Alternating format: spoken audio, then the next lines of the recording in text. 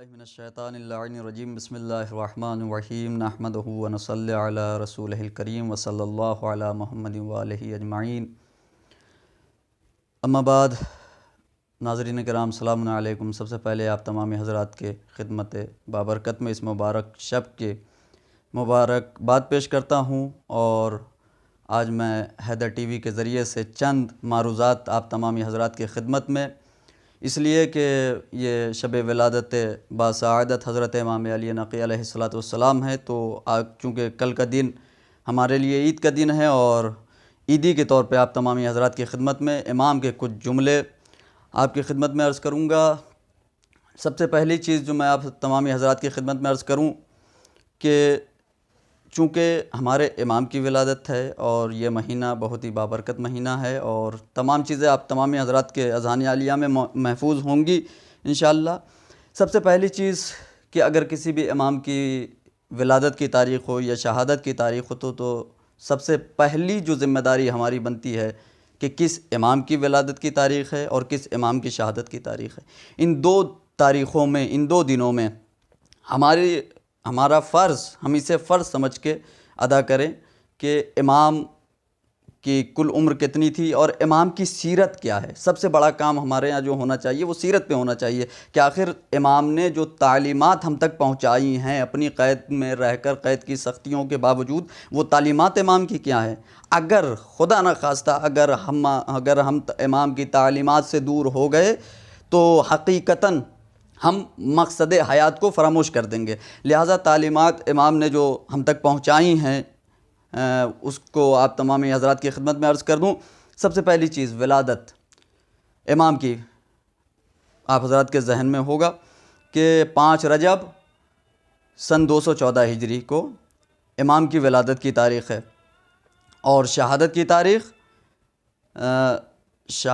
تاریخ 3 رجب سن 254 ہجری۔ یہ ولادت اور شہادت کی تاریخ۔ کل عمر ہے امام کی 40 سال، اور اس کے بعد سے زہر کس نے دیا؟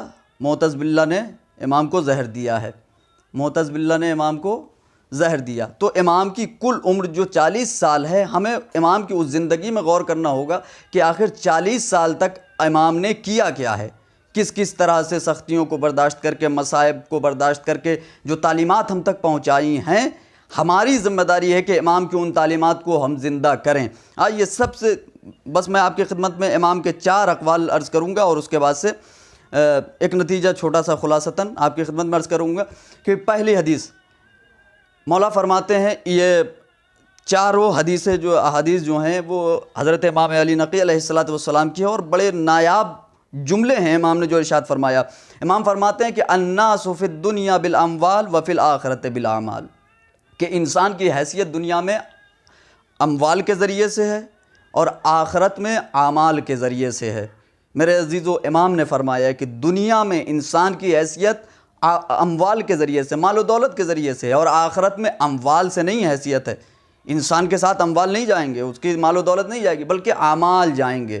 تو میرے عزیزو، اس ایک چھوٹا سا پیغام اس حدیث کے ذریعے جو میں آپ حضرات تک پہنچانا چاہتا ہوں کہ ہمیں اموال کو دنیا تک رکھنا ہے۔ اگر ہم مال و دولت اکٹھا کر رہے ہیں تو ہمیں یہ سوچ کر کے جمع کرنا ہے کہ یہ صرف ہماری دنیاوی پونجی ہے، یہ آخرت تک نہیں ہے، بلکہ کہیں ایسا نہ ہو کہ ہم مال و دولت کے چکر میں، اپنی دنیا بنانے کے چکر میں ہم اعمال سے اتنے دور ہو جائیں، ہم آخرت کو فراموش کر بیٹھے۔ نہیں، امام نے فرمایا کہ دنیا میں اگر تمہیں چاہیے تو مال و دولت کی تمہیں ضرورت ہے، لیکن آخرت میں تمہیں اعمال کی ضرورت ہے۔ تو ہمیں 2 چیزوں کو ساتھ لے کے چلنا ہوگا، مال و دولت بھی ہمیں حاصل کرنی ہے، اور اس کے ساتھ ساتھ اپنے اعمال کو ویسا بنانا ہوگا کہ بروز محشر امام ہم پہ فخر اگر نہ کر سکیں تو کم از کم ہمیں دیکھ کر کے امام شرمندگی محسوس نہ کریں۔ دوسری حدیث امام فرماتے ہیں کہ من تواضع فی الدنیا لاخوانہ فہو عند اللہ من الصدیقین ومن شیعۃ علی بن ابی طالب علیہ الصلوۃ والسلام۔ مولا فرماتے ہیں کہ جو شخص معاشرے کے اندر اپنے دینی بھائی کے ساتھ تواضع سے پیش آئے، در حقیقت خدا کے نزدیک وہ صدیقین اور علی کے شیعوں میں سے ہوگا۔ اب وہ ساری تفصیلات آپ حضرات کے اذہان عالیہ میں ہوں گی کہ صدیقین میں کون کون ہستیاں ہیں، اور علی کے شیعوں میں جو شیعان علی ہیں ان میں کون کون ہستیاں ہیں۔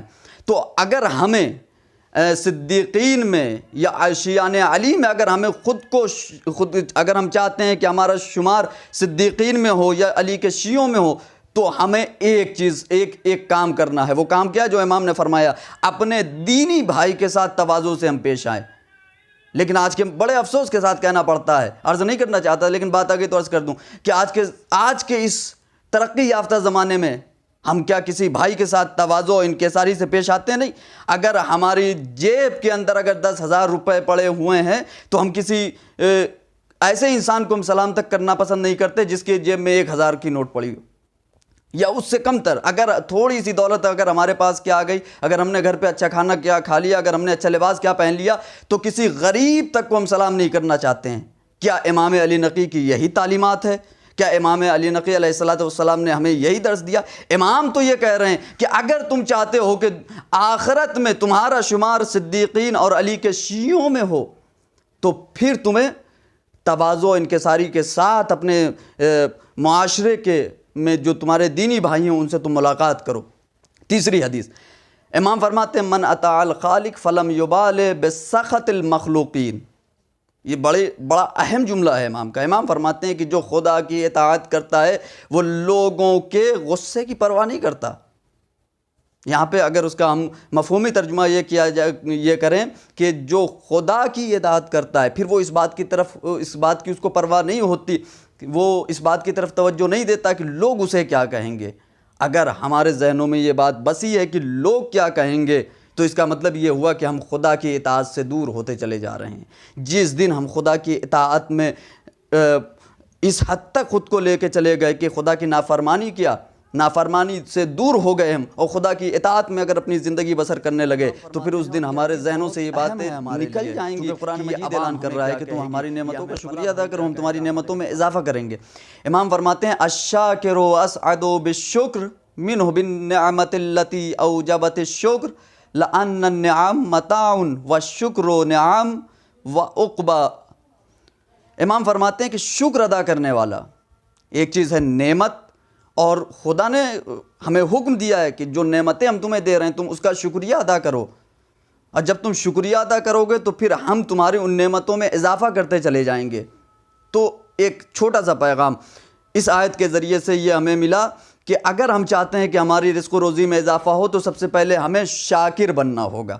اور امام فرماتے ہیں کہ شکر ادا کرنے والا خود اس نعمت سے بہتر ہے، کیونکہ نعمت متاع دنیا ہے جو فانی ہے، جو فنا ہونے والی ہے، اور لیکن پھر امام فرماتے ہیں لیکن شکر آخرت کی ایک ایسی نعمت ہے جو ہمیشہ رہنے والی ہے۔ تو اگر ہمیں نعمتوں پہ اگر ہم شاکر رہنے لگے، اور چونکہ یہ شکر ایک بہت ضروری ہے ہماری زندگی کے لیے، اگر ہم شکر، بعض دفعہ ایسا ہوتا ہے کہ خدا نے ہمیں کوئی نعمت سے نوازا ہے اور ہم نے شکر ادا نہیں کیا، تو بسا اوقات یہ ہمارا شکر نہ کرنا کفران نعمت سے قریب کر دیتا ہے ہمیں۔ لہٰذا امام نے فرمایا کہ نعمت کا شکر ادا کرنے والا خود اس نعمت سے بڑھ کے ہے، اس لیے کہ نعمت یہ متاع دنیا ہے، آج ہے کل کو ہو سکتا ہے سلب ہو جائے گی آپ سے۔ آج آپ کے پاس ہے، خدا نے آج آپ کو اس ایک نعمت سے نوازا ہے، کل کو ہو سکتا ہے وہی خدا آپ سے وہ نعمت کو سلب کر رہے۔ لیکن شکر آخرت کی ایک ایسی نعمت ہے جو فنا ہونے والی نہیں ہے، باقی رہنے والی ہے۔ اور آخر میں ایک چھوٹا سا ان چار احادیث کا خلاصہ آپ کی خدمت میں عرض کر دوں کہ یہ چار احادیث جو امام نے ہم تک پہنچائیں، جو تعلیمات امام ہے، کم از کم اس ولادت کے موقع پر ہم عربی نہ صحیح کم از کم ان چار احادیث کے ترجمے پہ غور کریں، اور ہم زیادہ سے زیادہ کوشش کریں کہ کسی بھی امام کی ولادت ہو، کسی امام کی شہادت کی تاریخ ہو، ہم امام کی سیرت کا ایک بار ضرور مطالعہ کریں، اس لیے کہ ہم نے انہیں دل سے امام مانا ہے۔ اب دل کا تقاضا یہ ہے کہ کم از کم ان کی سیرت، ان کا اخلاق، ان کا کردار ہمارے ذہنوں میں ہونا چاہیے، اور صرف ذہنوں میں ہونا کافی نہیں ہے بلکہ ذہنوں میں تو ہو لیکن ساتھ ساتھ ہمارے عمل کے ذریعے سے امام کی ان تعلیمات کو ہم آگے بڑھا سکیں۔ اور یہ صرف ہماری نہیں بلکہ ہماری زیادہ ذمہ داری، اور تمام اس تمام مولا کے چاہنے والوں کی تمام شیعوں کی ذمہ داری ہے، ہر اس انسان کی ذمہ داری ہے جس نے علی اور اولاد علی کو اپنا امام مانا ہے۔ وآخر دعوانا ان الحمد للہ رب العالمین۔